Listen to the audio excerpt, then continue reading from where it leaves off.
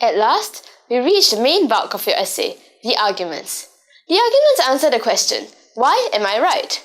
If the thesis statement is the core of your essay, then your arguments are there to bolster and beef it up into a convincing case.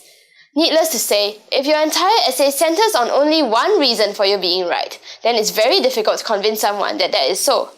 Therefore, a strong essay would have at least 2 or 3 main arguments or reasons that support your thesis statement. Also, you should make sure that each of these reasons are distinct from each other. Even if there are some links between them, they should be able to stand as independent entities and as individual arguments. Otherwise, it may be better if you treat them as sub-arguments that come under a bigger, more substantive argument, or rephrase them such that you get 2 separate arguments altogether. What do I mean by that? Let's move back to our question, is image everything? Suppose when you were planning your essay, you devised the following 2 arguments. Image only affects first impressions, and while important, is not enough to prove a person's full worth. That is determined by other qualities an individual possesses, such as creativity and the ability to work with others. Then your second argument is, a product's image depicted through marketing efforts may well influence a consumer's purchase, but ultimately its worth is judged by other qualities it possesses, such as functionality. At first glance, or if you feel fancy, prima facie, the 2 arguments may seem pretty distinct. The former talks about individual beings, while the latter talks about inanimate objects and products.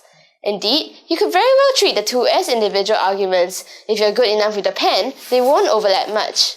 Yet, they share a very common thread and main argument.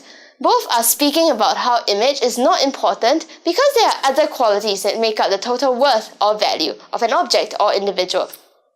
Each of these points serve as an example to back this whole point up. Therefore, it could be better if you treated both as a common argument with each of these as a sub-argument or as an example. Not only will this eliminate the problem of having 2 weak and repetitive arguments, your resultant argument is going to be much stronger than average. This brings me on to another point. Again, always remember that your argument is a reason and not an example. It answers the question why and not the question what. Just because there exists 1, 2, or 3 examples that prove your point doesn't mean that your point is true. It's like saying, why is Singapore great? And answering with, because it has good chicken rice. That's not exactly a reason in itself, but it's probably an example in the broader reason that because Singapore has great food and a vibrant food culture.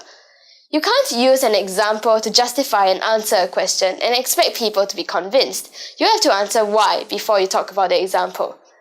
Now that we've introduced the main functions of the argument and some important points to take note about it, we'll move on to the flip side, the counter-argument.